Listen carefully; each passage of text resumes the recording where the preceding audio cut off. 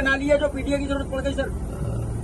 मेरे साथी, पीडीए पहले बना, इंडिया बाद में बना, और उसके बाद मैंने कई मौकों पर कहा कि इंडिया गठबंधन जरूर है, लेकिन हमारी स्ट्रेटेजी पीडीए है और पीडीए ही एनडीए को हराएगा।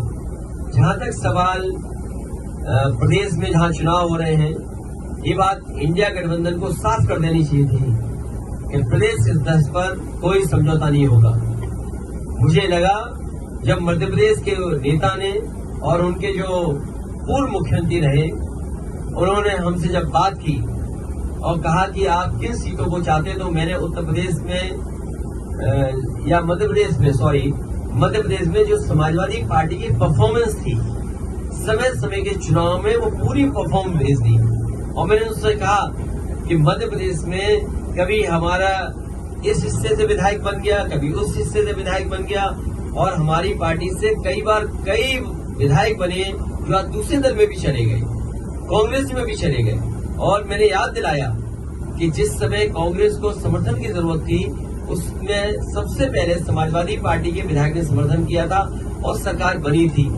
हम बीजेपी के खिलाफ हैं, और जिस समय भी कांग्रेस के नेताओं से बात हुई, उस समय मैंने कहा कि हम बीजेपी को हराना चाहते हैं, जो हमसे सहयोग लेना चाहो ले लो।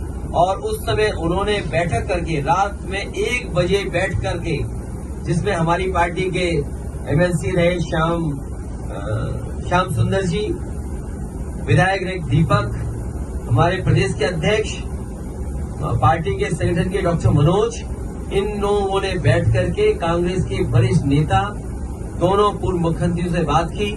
उन्होंने रात के 1 बजे जब मीटिंग खत्म हुई, उन्होंने आश्वासन दिया कि 6 सीटें लगभग आपको दी जा सकती हैं, और वो खबर अखबार में भी छपी।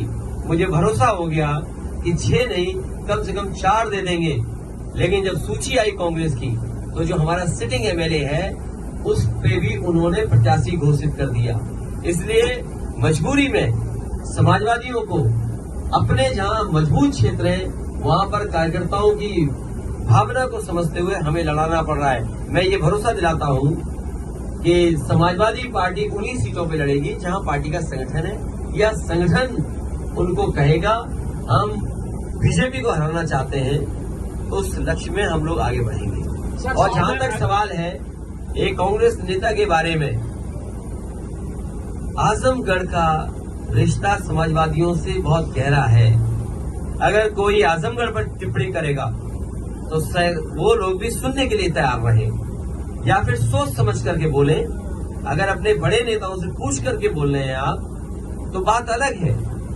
लेकिन अगर आप आजमगढ़ पर कुछ बोलेंगे, जो इमोशन आजमगढ़ से समाजवादियों का है, हो सकता है कांग्रेस का इमोशन रायबरेली और अमेठी में भी वही हो।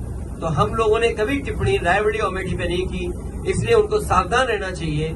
आजमगढ़ जैसी जगह पर उसी तरह के इमोशन का भाव है, इसलिए टिप्पणी करने से पहले बहुत सोचना चाहिए।